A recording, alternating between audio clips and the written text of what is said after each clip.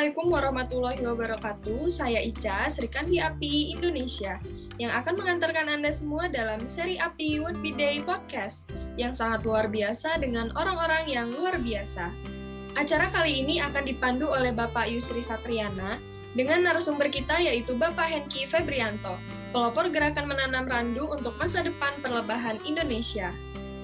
Beliau adalah Ketua Perkumpulan Perlebahan Jawa Tengah yang berhasil membangun jejaring dengan segenap pemangku kepentingan untuk sukses tanam pakan lebah. Langsung saja mari kita saksikan diskusi yang sangat menarik dengan Bapak Hengki Febrianto dipandu oleh Bapak Yusri Satriana. Selamat mengikuti, salam API Indonesia. Wassalamualaikum warahmatullahi wabarakatuh.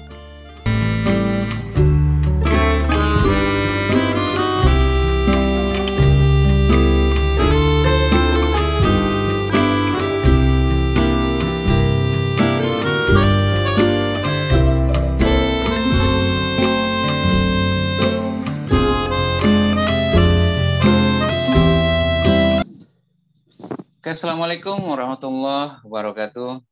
Waalaikumsalam warahmatullahi wabarakatuh. Selamat pagi untuk sahabat perlebahan Indonesia. Salam perlebahan Indonesia, hutan lestari, masyarakat lingkungan sehat, masyarakat sejahtera. Semoga kita semua diberikan kesehatan, Amin. Lahir dan batin. Amin. Ini sesi dalam rangka memperingati Hari Perlebahan Dunia nih. Walaupun sudah kelewat, tapi kita tetap mengambil hikmahnya. Yang saat ini kita akan mendatangkan salah satu mungkin bukan ekspor, tapi salah satu pejuang lebah, pejuang perlebahan Indonesia. Beliau adalah putra mahkota dari praktisi perlebahan, beekeeper legend, Bapak Santo, atau saya pernah dengar waktu di Kusimanas itu dulu Pak Chandra suka nyebut Pak Kohliing katanya. Nah, inilah Kohliing ya.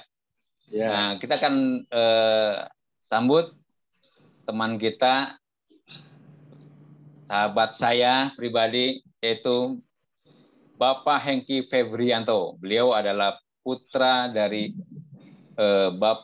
almarhum Bapak Santo atau Kohliing.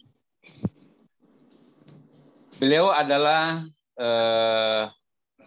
asli dari Jawa Tengah ya, dari Jawa Tengah, dan mendapat mandat atau wasiat dari ayahanda beliau bahwa perjuangan untuk membangun perlebahan Indonesia itu harus diteruskan. Dan alhamdulillah banyak kiprahnya yang sudah diakui masyarakat Indonesia, baik dalam dan luar negeri, kalau nggak salah. Beliau sudah ke mancanegara juga. Untuk itu, kami persilakan kepada narasumber kita, Bapak Hengki Febrianto untuk memperkenalkan diri. Baik, terima kasih. Assalamualaikum warahmatullahi wabarakatuh. Selamat pagi teman-teman semuanya. Semoga selalu diberi kesehatan oleh Tuhan Yang Maha Esa. Amin. Nama saya Hengki Febrianto. Saya Ketua Perkumpulan Perlebahan Jawa Tengah. Nah, mungkin sekilas itu dulu Pak ya, karena kita lebih ke arah ngobrolnya lah. Kira-kira apa yang memang bisa jadi satu gagasan untuk kedepannya membangun perlebahan di Indonesia.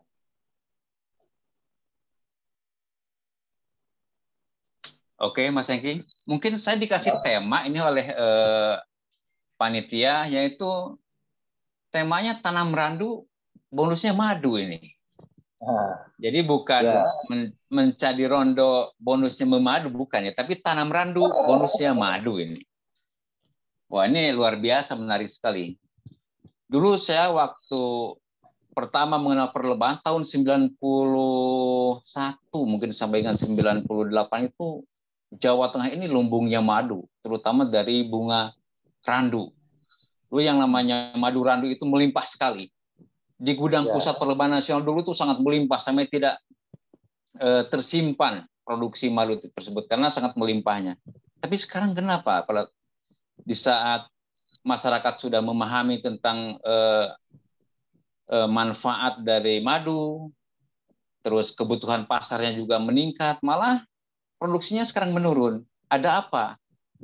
Dan saya lihat Mas Hengki ini dengan semangat, dengan membawa mandat falsafah dari ayahanda untuk membangun kembali Pakan Lebah, terutama Randu di Jawa Tengah. Silakan Mas Hengki.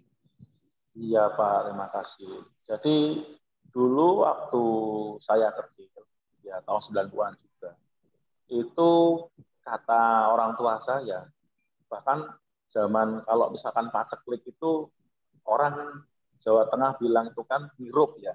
Nah, itu nyirup itu bukan pakai gula, pakai madu malah. Karena memang saking banyaknya produksi lebah. Jadi zaman tahun 80 sampai 90-an itu di Jawa Tengah itu kan tidak cuma randu, Pak. Karet juga ada, kopi juga ada, kelengkeng pun juga banyak. Nah, sekarang ini kan karena memang eranya berbeda.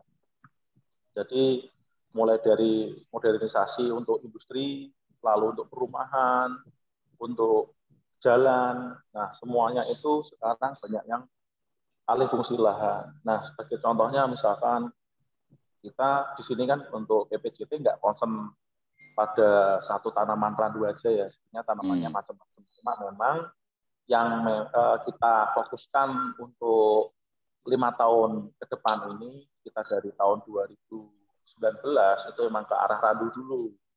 Nah, itu di daerah Pati, Kudus, Jepara misalkan. Nah, dulu yang randu itu laku karena untuk bantal, guling, kasur. Sekarang kan orang-orang sudah berubah. Mereka banyak menggunakan dapron, foam, busa, ataupun spring. Nah, lalu dengan maraknya betonisasi jalan, nah yang menggunakan kayu paling murah sebagai alas untuk cor-coran itu, kalau orang bilang begesteng atau apa itu, banyaknya juga menggunakan randu. Nah, banyak penebangan gitu yang di Pati, Jepara, Kudus. Illegal logging ya? Ya enggak Pak, enggak ilegal karena itu kan hutan hutan rakyat, tanamannya milik rakyat. Mereka jual dengan randu yang kira-kira diameternya sekitar lebih dari 1,5 meter, 2 meter, itu aja lakunya cuma sekitar 2-3 jutaan itu kalau nggak salah. Nah, yang di daerah Batang misalkan, itu di daerah Geringsing. Nah, randu yang dulu juga banyak, sekarang masih ada, cuma nggak seberapa, nggak seperti dulu. Itu karena memang alih fungsi lahan. Nah, adanya yang pertama dulu itu kan PLTU ya, yang di Batang itu, lalu ada kawasan industri terpadu Batang. Nah, itu alih fungsi lahan besar-besaran. Dan di sana nggak cuma randu doang yang ditebang, karet, PTPN juga alih fungsi.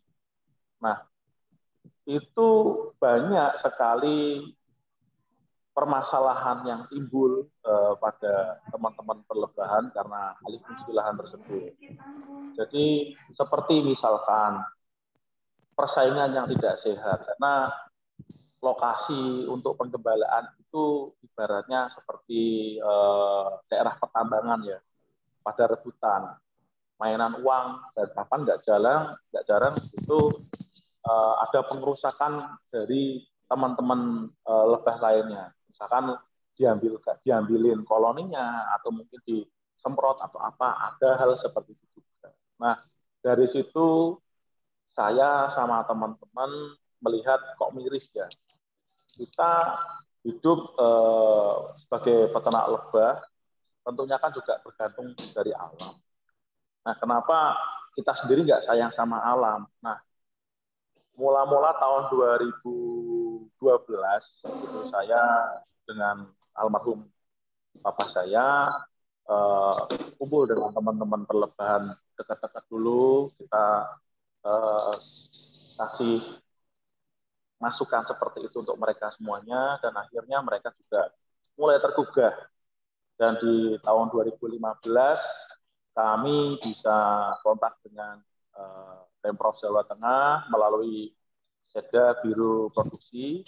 Nah, kita masukan kita semuanya ditampung oleh mereka dan akhirnya kami dibentuk oleh Dinas Lingkungan Hidup Kehutanan Provinsi Jawa Tengah untuk dibuatkan suatu wadah, yaitu LPJT dengan fokusnya adalah untuk fokusnya untuk membantu masalah perlebahan. Nah, mulai lobi-lobi ke beberapa instansi, ya antara lain ya di Perhutani sendiri juga, lalu di beberapa lahan-lahannya milik Pemkab atau Pemda dan lain-lainnya, ya ada beberapa yang memang mereka respect dan kasih jalan, ada yang tidak sama sekali, ya karena memang perlebahan.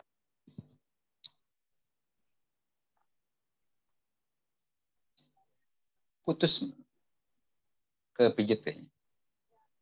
Mungkin ke pijit soundnya, audionya Mas Hengki. Ini masih mute, masih di mute. Nah, sudah. Lanjut. Ya, jadi di Pemprov Jawa Tengah sendiri kami dibina langsung oleh Dinas Lingkungan Hidup Kehutanan Provinsi Jawa Tengah dan banyak hal yang memang sudah kami lakukan khususnya di perlebahan di Jawa Tengah, misalkan seperti memberikan penyuluhan kepada masyarakat. Jadi ketika kami angon lebah kemana, ada beberapa masyarakat yang memang menganggap lebah itu merusak lingkungan. Nah, ada bimbingan teknis. Lalu ada kasus misalkan lebahnya diusir karena menyengat warga. Nah, kami juga memberikan pengarahan. Ya memang ada beberapa yang mereka akhirnya jadi paham karena ya ini sengat lebah itu merupakan obat. Tapi ada juga yang memang alergi. Nah, kita cari solusinya Pak di situ. Dan memang nggak semua dari teman-teman peternak lebah sendiri di sini itu bisa kooperatif. Nah, di Jawa Tengah sendiri ini masih banyak banget teman-teman peternak lebah yang memang mereka nggak sadar sama lingkungan. Jadi apa yang mereka dapatkan bisa naik haji, bisa beli mobil, bisa ini itu juga asalnya dari lebah. Asalnya dari mana lagi? Dari alam. Kita kadang lupa mempraktekkan yang namanya hablum minal alam. Dalam kalau teman-teman agama Muslim. Oke. Wah, menarik sekali ini. Ini baru beberapa menit sudah menarik ini. Kalau dikembangkan ini pembicaraan bisa kemana-mana ini. Ini saya dengar Mas Hengki sudah melakukan penghijauan di beberapa wilayah atau mungkin kawasan hutan ya. Saya dengar di PPJT dapat kerjasama dengan beberapa wilayah pangkuan hutan perhutani. Itu yang sudah dilaksanakan berapa hektar tuh Mas Hengki? Kalau boleh tahu. Ya Pak, yang pertama ini Pak, ada program penanaman kami yang berhasil, ada yang tidak. Nah, saya sebutkan semuanya. Contohnya misalkan kita penanam pertama itu di daerah Rembang, di KPH Manting. Nah, waktu itu Pak ADM-nya namanya Pak Joko Santoso. Nah, beliau support kami terus, apa-apanya semua kami disupport.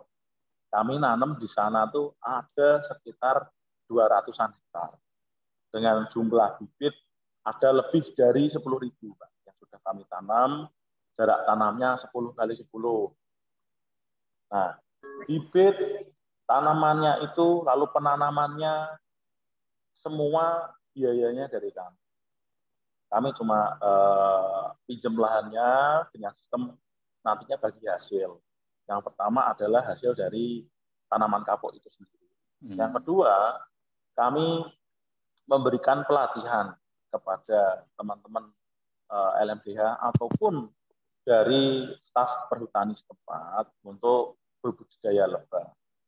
Jadi yang kami tawarkan seperti itu. Nah, namun lambat laun karena memang ini kan kami yang namanya asosiasi itu kan memang penggeraknya butuh modal juga kan. Nah, di tempat kami ini kan asosiasi kami kan swadaya pribadi Pak.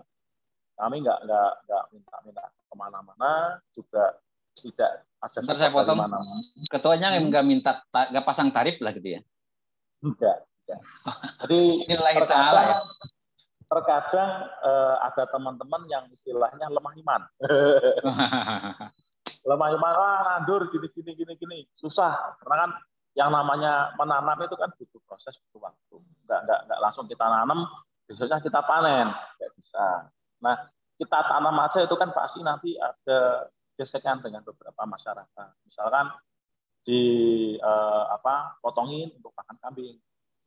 Nah, itu kan kami butuh yang namanya teamwork, Pak. Nah, kebetulan teman-teman kami yang klaster terdekat dengan wilayah Rembang, itu klaster Karesidenan Pati, Kudus, dan Jepara, itu bisa dibilang yang aktif cuma sedikit, nggak lebih dari 30 orang-orangnya. Jadi untuk mereka koordinasi dengan perhutani setempat KPH juga susah. Itu gitu. nanti bisa jadi satu pembelajaran buat teman-teman pelebahan di wilayah lain, bagaimana cara untuk melakukan penanaman itu yang terpadu, terintegritas. Nah, lalu lambat laun pimpinan ADM-nya juga berubah, ganti lagi, dan ketika teman-teman sudah saya boosting nih, teman-teman sudah siap untuk melakukan penyulaman dan lain-lain, dari pihak ADM-nya arahnya berbeda, Pak. Nah, ganti koki, ganti masakan, seperti itu. Iya. Susah. Nah, contoh lain yang berhasil misalkan di daerah KPH Surakarta dan wilayah Karesidenan Surakarta ya, karena yang di wilayah perhutani itu tepatnya di wilayah Sragen, kami ada penanaman. Terus di wilayah Pemkapnya sendiri di Wonogiri, kami juga ada penanaman di sana.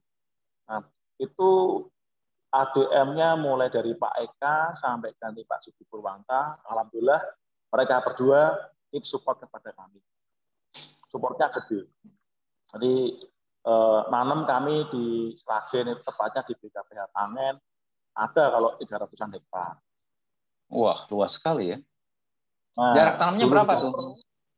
10 kali 10, ada yang 15 kali 15, tergantung melihat dari kontur tanahnya juga, Pak. Karena kan ada yang semacam di lereng ya, tebing-tebing kelerengan. Susah kita tanamnya. Iya. Tapi sekarang udah produktif kah? Tanamannya sudah produktif? Kalau yang di Sragen ini, Pak, umurnya kan baru 2 tahun ya. Cuma kan tanaman yang bibit randunya yang dari Plances ya, yang bukan dari bibit, itu udah ada bunga. Udah pernah share itu di grup. Oh gitu, alhamdulillah berarti ya. Sudah ada buktinya lah gitu ya. Tinggal mungkin nanti penyempurannya, intensifikasinya, ya pemupukannya, pemeliharaan tanamannya mungkin, Mas Engki, ditingkatkan.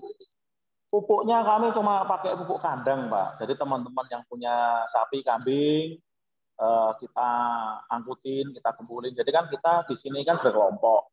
Setiap wilayah itu kan punya kelompoknya masing-masing. Ada klaster wilayah Karesidenan Pati, Karesidenan Surakarta, Karesidenan Semarang, Karesidenan Temanggung, Magelang, itu kan ada sendiri-sendiri. Jadi memudahkan langkah kita buat mencapai tujuan. Nah, ini penting juga buat teman-teman nanti di wilayah provinsi lain yang memang ingin mengembangkan perlebahan, baiknya itu dibentuk klaster-klaster. Jadi untuk memudahkan tanggung jawabnya. Dan memang di klaster tersebut harus ada motornya, Pak. Kalau nggak ada, susah. Jadi contohnya kayak yang di wilayah Pati itu kan sempat vakum juga motornya karena ada kepentingan keluarga. Lalu yang di wilayah Batang juga ada beberapa problem juga. Jadi seninya ngurusin asosiasi itu kan seperti itu. Nggak semuanya itu jalannya lancar. Tapi alhamdulillah teman-teman semuanya karena memang mereka sadar, banyak yang sadar juga pentingnya kita menanam tanaman pakan lebah itu seperti apa. Akhirnya mereka tetap nanam. Bahkan sampai detik ini pun mereka juga masih ada yang di rumah sambil pembibitan. Nyiapin bibit-bibit buat penanaman akhir tahun nanti. Iya. Mungkin mereka menyadari begitu indahnya ketika pekan lebah itu melimpah di masa lalu ya, Mas Engki ya. Jadi itu suatu hal yang memang harus dipahami oleh masyarakat, apalagi generasi pemula yang mereka yang tidak tahu sejarah dulu seperti apa. Orang bilang dulu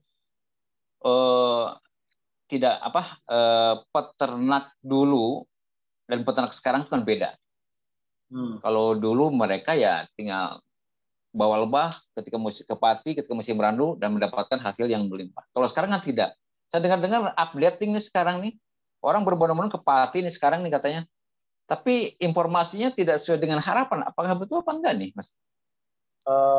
Ya Pak, gini Pak. Jadi sampai sekarang ini kan ternyata kemarin cuacanya harusnya itu kemarau, masih ada hujan. Nah, itu yang bikin masalah juga. Jadi yang bunga udah mekar, harusnya ada nektarnya, karena hujan, akhirnya nektarnya kan luntur tuh kena air hujan. Ya. Nah, bunganya putus. Nah, di sini permasalahannya banyak banget. Nggak cuma masalah tanamannya aja, tapi karena masalah moralnya teman-teman juga. Jadi di Pati sebagai contoh, itu juga jadi ajang kontes, Pak. Orang mau naruh lebah di desaan misalkan, nah bayar sekian. Nanti ada peternak lain yang memang koloninya lebih kuat, lebih banyak, bayar sekian. Nanti peternak yang tadinya sudah naruh di situ pindah geser ke mana. Jadi hal-hal seperti itu karena mereka nggak sadar sama lingkungan. Pakarnya bagaimana, mereka susah. Akhirnya terjadi hal-hal yang tidak diinginkan. Nah, ketika costingnya naik, ujung-ujungnya apa? Itu membuat madu sirupan. Dan saya juga dapat informasi dari teman-teman yang di lapangan, yang di Pati sekarang ini, banyak juga mereka yang memang ada request bikin madu sirupan tersebut. Walah, ini tambah menarik lagi nih. Orang ini menggaungkannya madu apa tuh lah, madu 505 atau apa mungkin itu ya. Tapi kayak revice dari 505. Biasanya SOS itu minta tolong biasanya kan. Minta tolong ketika kita dapat musibah. Ini mungkin musibahnya nektar tidak melimpah kayaknya ya. Akhirnya minta tolong lah. Ini masalahnya sangat krusial nih. Isu madu oplosan itu seperti apa sih, Mas Engki? Yang Mas Engki tahu di lapangan? Ya Pak, begini. Sebenarnya saya udah sampaikan waktu dulu Munas API pertama 2015 di Cikole. Ya, betul. Saya waktu itu presentasi mengenai madu sirupan. Nah, madu sirupan ini larinya tuh banyak banget kok. Nggak cuma ke end user doang kita sebagai peternak jual ke end user, tapi larinya juga ke perusahaan-perusahaan yang nantinya dikemas. Industri ya? Ya banyaklah, saya nggak perlu sebut namanya, pastinya juga sudah banyak yang tahu juga. Itu teman-teman 3-5 tahunan belakang ini kan memang banyak dari perusahaan ambil Pak untuk madu sirupan tersebut. Nah, teknisnya pun macam-macam. Ada yang memang mereka yang nggak di lapangan beli langsung, atau ada yang memang mereka di lapangan, yang baru-baru ini jalannya apa? Mereka jual gula cair, entah itu fruktos, glukos, dan lain-lainnya, itu mereka jual ke peternak, misalkan di angka 15.000 per kilo, nanti kalau kamu panen saya beli 35.000 per kilo. Nah, dengan waktu pemanenan katakanlah 5-7 hari seperti itu, atau mungkin bisa jadi lebih. Dalihnya sih orang kalau teman-teman bilang mereka butuh enzimnya. Tapi saya juga nggak tahu pasti karena kan mau pelacak orangnya dari PT apa ini juga susah Pak, karena saya juga di kantor banyak kerjaan. Iya. Belum sempat ke lapangan. Jadi butuh enzimnya ya gitu ya. Jadi ketika diuji lab itu ada enzimnya. Katanya. Jadi kalau ada enzimnya, user langsung menerima produknya gitu ya. Kan ini Pak ya, sebagai contoh gula yang memang udah di set, dicampur-campurin lah pakai mungkin pewarna apa dan lain-lain untuk menyerupai madu. Kalau kita melihat kodeksnya standarnya Amerika itu kan high corn fructose sirup aja bisa dikatakan sebagai madu, tapi dengan kategori kelasnya yang substandar. Nah, di Indonesia mungkin mereka juga berkata kepada itu karena kan pasti update juga kan siapa yang cerewet mengenai madu palsu dan lain-lain mungkin tahu, akhirnya mereka coba rubah, mengingat sekarang itu kan madu sirupan kalau di tes lab aja pakai standar SNI kan masih dibilangnya madu juga kan. Ya. Nah, jadi mereka dalilnya seperti itu, jual madunya, beli madunya seperti itu caranya. Ya sebenarnya kembali ke konsumen ya, kembali ke masyarakat ya, Mas. Kalau masalah madu asli dan palsu itu ya. Tapi ya susah juga ya Pak, karena kan masalah perlebahan sebenarnya kan pelik ya, nggak cuma lahannya saja, tapi juga peternak. Nah, sebagai contoh ini kisah nyata juga. Ada teman saya yang dia itu benar-benar paham mengenai ajaran agama Islam lah, bisa disebut orang pinter kayak Pak Yai ya. Terutama dia juga peternak lebah. Nah, karena memang anggapannya itu segala sesuatu yang keluar dari lebah itu dikatakan madu. Nah, ketika madu itu nyuwun sewu berasal dari gula, apakah bisa disebut madu? Tetap disebut madu. Ada yang seperti itu juga. Jadi mindsetnya teman-teman peternak ini kan macam-macam, kan. Ada yang bisa seperti itu, ada yang memang, oh aku panen muda aja lah, aku kok enggak masalah. Nanti bisa dikentalkan pakai alat vakum, evaporator atau dehumidifier. Nah, karena ujung-ujungnya kembalinya lagi kemana? Ke uang. Ya, ya. Banyak faktor ya. Mereka. Apalagi faktor kayak seperti sekarang pandemi ya. Pendapatan sedikit, kebutuhan banyak. Akhirnya banyak cara ya yang dilakukan oleh oknum ya. Oknum tapi jangan salah loh. Saya tidak senang ketika menyebut satu organisasi tapi oknum.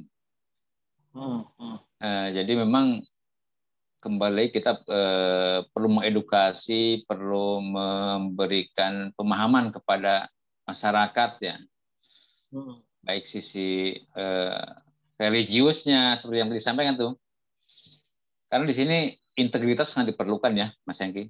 Betul Pak. Ya, madu ini luar biasa emang. Baiknya sih nanti saran saya itu dari API itu kan bisa turun ke lapangan juga, kerjasama ada formatur pembentukan APIDA di tiap-tiap daerah, tentunya juga kerjasama dengan pihak terkait ya SKPD ya, mulai dari entah itu nanti di Pemprov atau di Pemkabnya kita bisa bergulir menentukan arah itu bagaimana, karena ya ada juga peternak yang memang mereka solid kompak, tapi untuk goalnya bukan ke arah penanaman atau pelebahan yang sustainable, tapi ke arah bantuan-bantuan juga ada. Jadi, project ya? Project ya? Oh betul, proyek. Ya, betul. Kita harus benar-benar rubah mindsetnya Pak. Dari kita, contohnya nih misalkan kemarin ya yang di Jawa Tengah juga belum lama ini ada bantuan turun perlebahan kotak lebah sebanyak 90 atau 140 saya lupa. Itu di wilayah Rembang, Blora Rembang. Nah, targetnya itu adalah masyarakat di sekitar yang memang mereka sama sekali tidak mengenal masalah perlebahan. Nah, saya sudah cek ke kepala JTK yang juga ternyata beliau itu juga pembina kami. Nah, ternyata bantuan itu bukan dari Pemprov, tapi dari pusat. Nah, terus akhirnya bersurat ke pusat, beliaunya dengan referensi dari kami, jika untuk ada penundaan pemberian bantuan lebah dan juga terus ada pelatihan dulu. Karena kan kalau orang Jawa bilang muspro Pak, atau sia-sia, kasihan. Nah, itu harus kita bina semuanya, baik itu antara peternak lebahnya, lalu mulai dari pemerintahnya juga kita harus gandeng untuk kemana sih arahnya. Tuh. Lebah banyak alat maju, bahkan katakanlah kita mau panen madu aja kita pakai voice comment ya, panen mudah sendiri. Tapi kalau ada yang mau dipanen itu apa? Ya. Kayaknya kejar tayang itu Mas. Kayaknya itu kita nggak usah bahas lah. Itu mungkin karena kejar tayang, penyerapan anggaran harus segera, tapi memang kembali lagi kepada kita. Kita harus mengingatkan lah. Contohnya seperti enggak, kasus tersebut tidak hanya di Jawa Tengah loh Mas. Jawa Barat pun banyak terjadi seperti itu. Masyarakat yang awam tentang perlebahan tiba-tiba dapat bantuan apis cerana yang perlebahannya sangat nakal, sering jalan-jalan, terbang tinggi kemana-mana, pindah tempat juga, dikasih lebah apis cerana, dikasih ekstraktornya. Ketika 2 hari kemudian minggat semua, akhirnya sia-sia. Itu banyak terjadi seperti itu. Mungkin tidak di Jawa Tengah saja, tidak Jawa Barat saja. Mungkin hampir mirip seperti itulah. Ya, itu Pak, mungkin ya Pak. Ya, ini saya OOT dikit ya, out of the topic. Nggak fokus masalah randu doang. Ya, Jadi, baiknya sih nanti ketika Munas, memang kita harus menggandeng dari pemerintah pusat dan juga pemerintah daerah. Kita harus buat masing-masing daerah itu harus ada proyeknya seperti apa. Nggak cuma apa masalah alat dan lebahnya saja, tapi kita harus fokus juga ke masalah penanamannya juga. Dari situ kan nanti kita bisa pelan-pelan yang namanya perang ngadepin madu palsu itu kan dari situ. Sekarang kalau makan melimpah, orang itu kan berarti jarang untuk kegiatan hirup atau memberikan makan lebah. Jadi kan madu itu nanti kita perangnya mungkin ke depannya bukan madu sirup, tapi madu panen. Tapi kan setidaknya campuran gula itu sudah kurang sampai nggak ada sama sekali. Iya. Bukan kelas gula.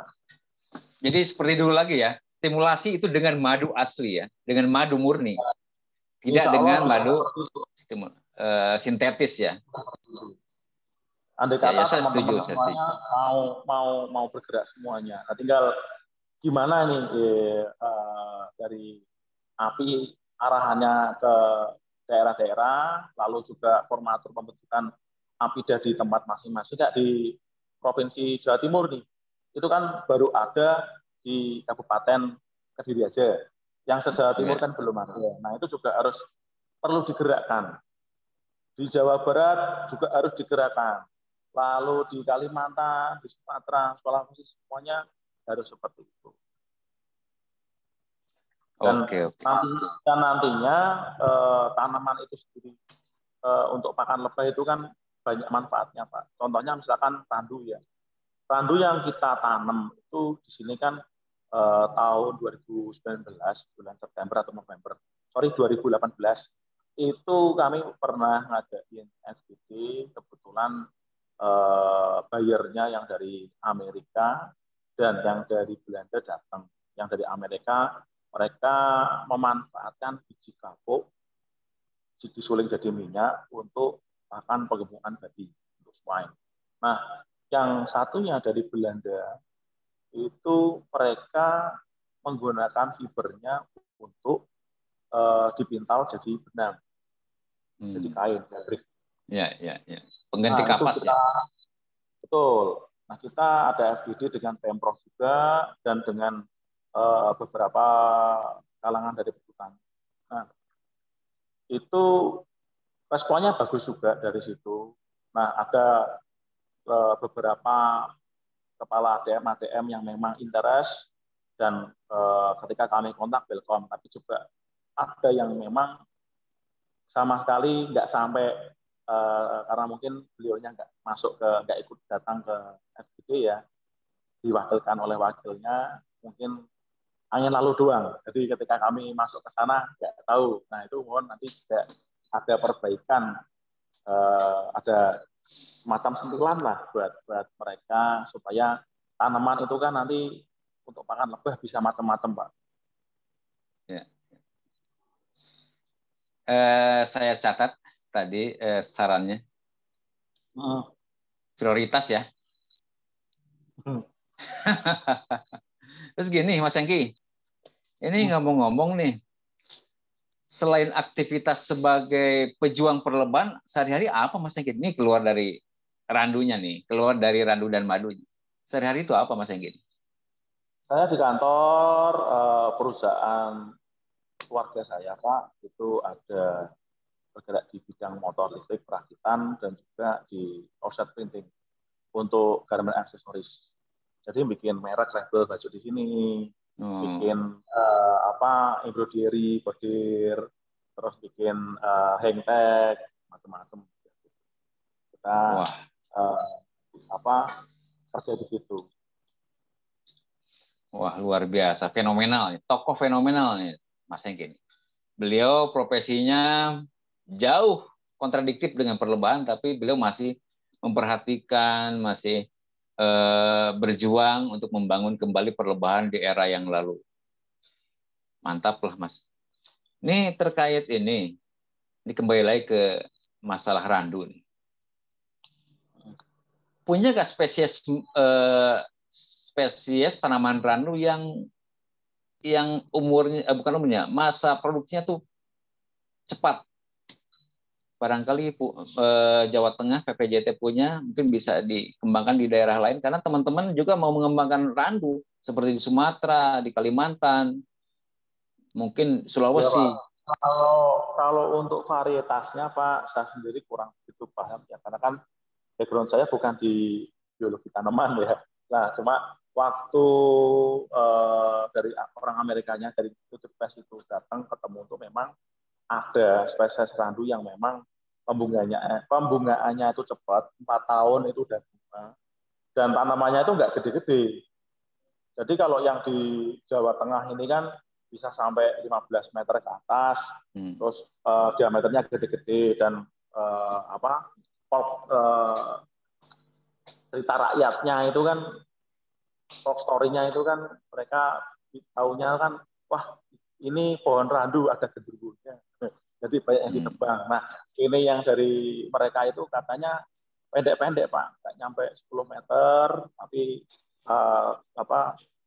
lebar seperti itu. Dan kalau panen juga gampang. Cuma kami belum dapat bibitnya tersebut. Ya mengingat takutnya nanti kalau introduksi spesies asing nanti bisa jadi invasi ini kan juga tidak enak. Jadi kami cuma ngembangin tanaman randu itu yang ada di Pati, kami ambilin bijinya, kami potongin batangnya untuk jadi persemaian di teman-teman kami. Ya beberapa ada yang udah kami kirimkan juga, contohnya yang di Riau, tempatnya Pak Dr. Budi Cahyono, beliau kan juga kami kirimkan bibit randu, sering posting juga, ini bibitnya udah berbunga, sekian-sekian. Terus juga pernah hinggapin dorsata sebagai sarannya. Itu manfaat randu itu memang sebenarnya banyak, cuma memang harganya yang lagi turun untuk buahnya. Nah, kami sedang berusaha carikan buyer. Jadi itu tadi Pak yang membuat minyak biji kapuk, dan kapuknya dijual jadi kain. Nah, nantinya mereka kalau sudah ada di sini kan bisa beli langsung direct ke petani lokal. Jadi dari kami ataupun dari saya pribadi itu tidak mendapatkan apa-apa. Saya cuma cari pahala. Itu nanti mereka beri langsung arahnya ke situ. Dan contohnya misalkan yang di Wonogiri Pak, di wilayah Kabupaten Wonogiri, waktu kami berbincang dengan Pemda juga, itu kami minta ada pembinaan gapoktan. Jadi termasuk dari dinas terkait yang nantinya itu bisa bantu, misalkan alat pengodol buah kapuk. Jadi memisahkan antara bijinya dengan fibernya. Jadi mereka terbantu oleh Pemkab setempat. Dan nanti ada transaksi jual beli juga langsung larinya ke sana. Gitu. Nah, itu yang saya dengar katanya di Sumatera ya, yang varietas dari Jawa Tengah ditanam di Sumatera, berbunga dan dihinggapi lebah. Ada nggak rencana dikembangkan di sana di daerah Sumatera? Oh, kalau itu tergantung Pak dari teman-teman sana bagaimana. Kan kalau kami sendiri ini kan fokusnya di Jawa Tengah. ATP-nya juga Jawa Tengah. Kecuali memang ada teman-teman dari wilayah lain yang memang berkenan punya lahan ataupun bisa lobby ke SKPD setempat, SKPD setempat untuk dapat lahan, mau butuh bantuan ke sana, kalau memang kami siap, insya Allah kenapa tidak kita bantu ke sana, termasuk untuk dari hulu ke hilir. Ya, ya. Jujur aja nih, Mas Engki, saya nih rindu terhadap madu randu, rindu sekali. Saya pengen merasakan madu randu yang betul-betul pure, seperti dulu saya ketika panen ngambil langsung diminum, wah luar biasa. Nah, sekarang kan memang, nah saya nggak tahu di Pati ini. Ya, nggak semuanya peternak itu kan istilahnya panen sirupan tuh enggak. Yang panen murni ada. Tapi kan mereka juga kejar target juga kan. Kalau istilahnya katakanlah bunga randu itu 2 bulan. Tapi karena musim hujan dan sebagainya, masalah macam-macam, kalau dipanennya tuh panen benar-benar tua, 80% tutupan sarang, kan impossible gitu loh. Mereka jualnya juga sama, istilahnya madu encer sama madu kental terpautnya juga nggak jauh harganya. Jadi mereka lebih milih panen encernya karena nanti hasil akhirnya perbedaannya di kuantitinya. Makin ya encer tapi kan waktunya kan semakin cepat panen. 2 bulan bisa kepanen sampai 5 kali 6 kali gitu. Bisa sama kalau yang panennya kental. Tapi juga itu tergantung dari koloni lebahnya ataupun dari daerahnya masing-masing. Karena Pati itu kan luas. Kadangkala misalkan di Gembong hujan, ternyata di Gunung Pungkal panas. Kita nggak tahu. Itu rahasia ilahi. Cuma saya mau tanya nih, mau tanya Mas Hengki. Ini kan kemarin ada proses urban B ya. Dari Jawa Tengah tuh lari semua ke arah barat kalau nggak salah. Yang ke Sumatera lah maksudnya, ke arah Sumatera semua kan katanya lebahnya itu dari Jawa Tengah semua, rata-rata Jawa Tengah, Jawa Timur. Itu pengaruh nggak dengan kondisi seperti itu? Pengaruhnya terhadap sekarang produktivitas perlebahan di Jawa Tengah dengan adanya seperti itu maksudnya. Nah, jadi gini Pak, untuk lebah habis mellifera sendiri di Jawa Tengah ini kan teman-teman yang jual banyak. Nah, itu mereka kirim ke Sumatera, ke Riau, ke Jambi. Nah, mereka juga pastinya nyiapin, Pak. Mereka juga punya proyeksi. Misalkan sekarang ini kan bulan Mei, randu. Nah, mereka terakhir jual itu kapan? Mereka sudah punya bayangan. Oh, saya harus jual itu maksimal di Januari, Februari. Nah, ketika mereka udah jual, mereka juga nanti dengan sendirinya harus aku mau masuk randu, misalkan yang memang mereka mindsetnya ke arah tetap ke Jawa Tengah. Mereka kalau koloninya sedikit pasti nggak mau dong, karena orang-orang kalau di Jawa Tengah itu masuk randu itu adalah puncak jayanya peternak lebah. Karena apa? Di situ nggak ngasih makan. Tepung sari ada, madu ada, meskipun terkadang-kadang tidak sesuai dengan kenyataan. Karena persaingan koloni lebah terlalu banyak, jumlah makannya sedikit. Nah, itu mereka kemarin beberapa bulan yang lalu yang jual lebah ke Sumatera, kan mereka juga dapat duit itu dari penjualannya. Nah, mereka gunakan lagi, Pak. Untuk apa? Satu, untuk bikin fondasi sarang lagi baru. Jadi, ketika musim jagung, mereka juga berani masukin sarang lebah, tapi kasih gula banyak. Nah, larinya dua macam. Mereka perbanyakan koloni, satu udah pasti. Yang kedua, itu sama yang kayak di daerah sana lah. Bikin madu sarang. Tapi dari gula. Yang pernah ngetren viral ya? Yang pernah viral. Cuma yang nggak kalah penting ya itu Pak. Mereka jual lebah, tapi mereka masih bisa bikin lebah sendiri lagi. Karena apa? Di sini jagung itu kan juga cukup banyak, lahan jagung. Dan tepung sarinya melimpah, teman-teman kasih gula, sama edisi fondasi sarang baru, pada keisi lagi. Bisa jadi dibilang kalau efeknya bagaimana, ya efeknya cuma perputaran uang saja. Tapi kalau untuk followernya sendiri, kurang lebihnya 90% sampai 95% itu tetap.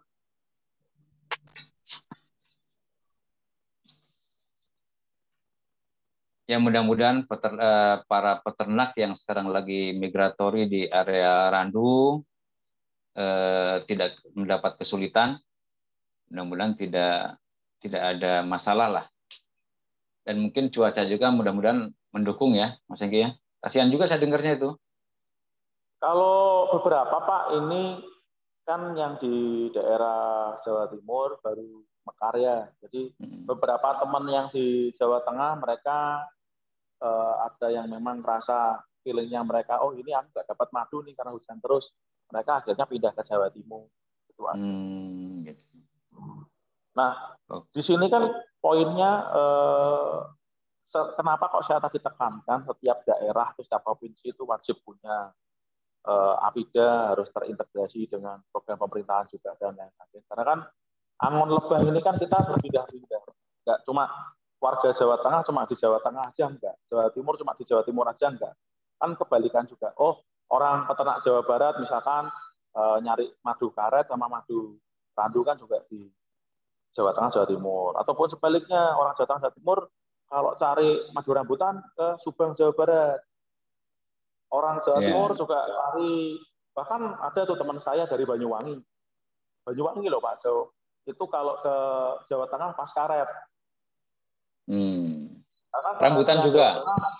Rambutan di Jawa Tengah nggak terlalu bagus Pak. Cocoknya di Subang sana. Mungkin apa hawanya lembab dan panas. Kalau di dekat-dekat sini sih, di wilayah Kota Semarang, di wilayah Gunung Pati kan juga banyak. Itu biasanya kan semi Pak, campur madu karet sama madu rambutan atau karet sama durian. Itu kan daerah penghasil itu di arah Gunung Pati sampai Kendal. Ini mungkin gini Mas Engki, terkait kebutuhan bibit nih, menarik sekali nih, bibit randu ya. Mungkin kita nanti akan kerjasama dengan para pihak, lembaga yang memang ingin membantu di bidang perlebahan. Masalahnya kan kita yang membantu itu perlu fisik tanaman atau fisik lebah atau alat ya dan macam-macam semuanya. Itu jika ada yang membutuhkan informasi, nanti di deskripsi akan kami tulis nomor telepon Mas Engki ya, sebagai Ketua PPJT Jawa Tengah. Untuk bibit itu kami di Jawa Tengah itu kan kami ada 2 sumber Pak. Yang pertama itu dari Dinas Perhutanan di BPSTH, Balai Persemaian Tanaman Hutan. Itu pasti juga membuat. Nah, di tempat-tempat lain kan, provinsi lain pastinya juga ada. Atau mungkin di BPDAS mereka juga sediain, tapi jumlahnya tidak banyak. Kalau mau yang tanam dikit-dikit. Tapi kalau yang mau tanam banyak-banyak, ya nanti insya Allah kalau memang kami bisa bantu, kami bantu. Oke. Terima kasih Mas Engki. Ini keluar dari randu dan madu lagi. Keluar dari randu dan ini rencana kami akan melaksanakan Munas ke-5 kayaknya ya, Asosiasi Perlobahan Indonesia. Apa kiat-kiat yang ingin disampaikan di Munas nanti oleh Mas Engki dari organisasi perlobahan daerah agar perlobahan di kita itu semakin maju. Majunya bukan lambat tapi harus cepat karena kita berlari dengan situasi politik, sosial, ekonomi, dan lain-lainnya. Jadi apa tuh yang perlu, kiat-kiat yang harus dilakukan oleh kita, Mas Engki? Ya Pak, yang pertama formatur pembentukan APIDA yang terintegrasi dengan SKPD terkait. Jadi wajib kita harus ada merangkul dari pihak Pemprov dan Pemda setempat. Nah, karena kan sekarang ini kan di Indonesia ini kan otonomi daerah ya Pak ya. Kebijakan di Pemprov belum tentu sama dengan di Pemkab. Nah, dari setiap daerah lebih baik baiknya sih ada Pemkab ada, Pemprov ada untuk tergabung dalam asosiasi atau perkumpulan APIDA setempat. Itu. Lalu yang kedua harus sering-sering kita mengadakan FGD, kita harus sering diskusi sama teman-teman di daerah juga untuk kita penyamaan visi dan misi. Karena banyak dari teman-teman itu mereka belum terlalu paham Pak mengenai visi misinya, dan memang prosesnya kita bisa mencapai hasil tujuan tersebut berapa lama ya, mereka kadang-kadang yang nggak kuat iman akan seperti itu, seperti yang tadi saya ceritakan.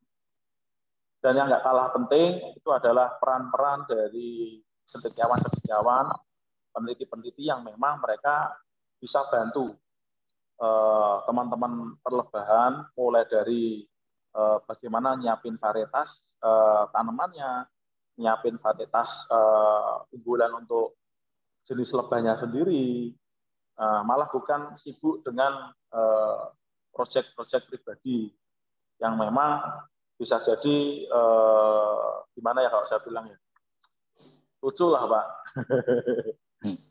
Jadi kayak eksploitasi lebah itu nantinya kan malah blunder lagi ya, seperti itu. Jadi kan banyak yang memang contoh ini jualan madu A, nanti kebutuhannya banyak sampai akhirnya eksploitasi. Jadi ya di tempat kami ini kan PPJT nggak cuma lebah melipera aja, serana kami juga ada anggotanya, untuk lebah stingwas juga ada. Nah, sebagai contoh ini kan kalau misalkan di Jawa Tengah nih, cari lebah kelanteng di Wonosobo beli paling 20.000 satu ruas bambu. Ya. Yeah. Jutaan. Nah, hal-hal seperti itu gitu. Kita harus tahan dulu lah, kita ikat perutnya supaya tercapai dulu tujuannya, baru kita nanti kan bisa menikmati hasilnya itu sustainable. Nggak cuma orang Jawa bilang sadet-saknyet atau seketika doang, besoknya kita udah nggak tahu mau makan apa. Itu saja sih Pak, mungkin kalau dari saya lebih ke arah formaturnya dari pembentukan tiap-tiap daerah, kemudian diintegrasikan dengan Pemprov sama Pemkab setempat. Jadi biar jalannya. Selebihnya nanti kan setiap daerah punya ciri khas masing-masing. Nggak bisa kita samakan. Oh, daerah sini misalkan identik dengan serana. Nah, apa yang harus kita support ke peternakan serana sana kan pastinya kan lebih ke arah peternakan lebah yang statis ya, nggak berpindah-pindah. Pastinya beda dengan yang berpindah-pindah. Nah, kita arahkan kemana? Sesuai dengan peruntukannya. Oke, terima kasih Mas Hengki. Itu kiat-kiat yang disampaikan oleh Ketua Perkumpulan Perlebahan Jawa Tengah. Dan sebetulnya kita sudah melakukan sosialisasi. Banyak masyarakat perlebahan di beberapa provinsi yang ingin mendeklarasikan membentuk APIDA, karena begitu pentingnya sebuah organisasi itu dibentuk, karena mereka sangat membutuhkan. Kita membutuhkan dan mereka pun sangat membutuhkan. Dan itu salah satu agenda yang insya Allah nanti akan dilakukan oleh kami. Contohnya seperti di Sumatera Selatan, terus Aceh, Kalimantan Barat, Sulawesi Utara kemarin sudah, NTT, mungkin nanti NTB, dan mungkin daerah lain akan mengikutinya. Termasuk kemarin ada informasi Papua juga. Papua akan mendeklarasikan APIDA karena memang di sana potensinya luar biasa, dan kebetulan ada salah satu anggota API yang bertugas di sana. Insya Allah mudah-mudahan nanti tahun 2021 ini akan muncul APIDA baru. Ya Pak, tapi jangan lupa Pak, keep kontak Pak. Jadi sampai saat ini kan istilahnya teman-teman dari API pusat kan seperti di kami di Jawa Tengah ini kan kita jarang kontak Pak, jarang ada di lapangan bareng-bareng. Jadi kan baiknya memang kita harus kerja bareng-bareng karena tujuannya kita akan sama, betul kan? Oh siap. Insya Allah Jadi akan kita lakukan. Biar kita bisa filter nih mana istilahnya perkumpulan asosiasi yang qualified atau yang cuma bisnis oriented doang. Betul kan? Iya. Jadi kita saya dengar. Tapi sustainable semuanya juga dapat. Kita harus dapat itu semua agar masyarakat desa hutan dan juga masyarakat semuanya lah merasakan nikmatnya hasil dari perlebahan. Saya sangat mengapresiasi sekali nih Mas Hengki dengan tanpa fee atau honor atau apapun masih terus melakukan untuk kemajuan perlebahan dengan ikhlas. Jadi ikhlasnya ini yang luar biasa. Insya Allah. Mungkin sampai di sini Mas, karena mungkin waktu ini sudah selesai ya. Mungkin ada closing statement dari Mas Hengki? Ya, untuk teman-teman semuanya yang menyimak, khususnya untuk teman-teman yang bergerak di dunia perlebahan, harapan saya, teman-teman semuanya, mari kita menjaga lingkungan. Mari kita terus melakukan penanaman tanaman pakan lebah. Entah itu tanaman jenis apapun, nggak cuma tanaman randu aja. Boleh tanaman lain-lainnya juga. Yang penting kita jaga kelestarian lingkungan karena no tree, no honey, no honey, no money. Itu aja. No trees, no bees, no honey. Tidak ada tanaman, tidak ada lebah. Tidak ada lebah, tidak ada madu. Luar biasa. Oke. Demikian sahabat perlebahan Indonesia bincang-bincang dengan praktisi perlebahan yang legendaris Bapak Hengki Febrianto, dari beliau Ketua Umum Perkumpulan Perlebahan Jawa Tengah yang sudah meluangkan waktunya berbincang-bincang dalam rangka memperingati Hari Lebah Sedunia. Ya, mudah-mudahan perlebahan di Indonesia ke depan akan lebih maju, lebih jaya, dan lebih sukses. Demikian, Assalamualaikum warahmatullahi wabarakatuh.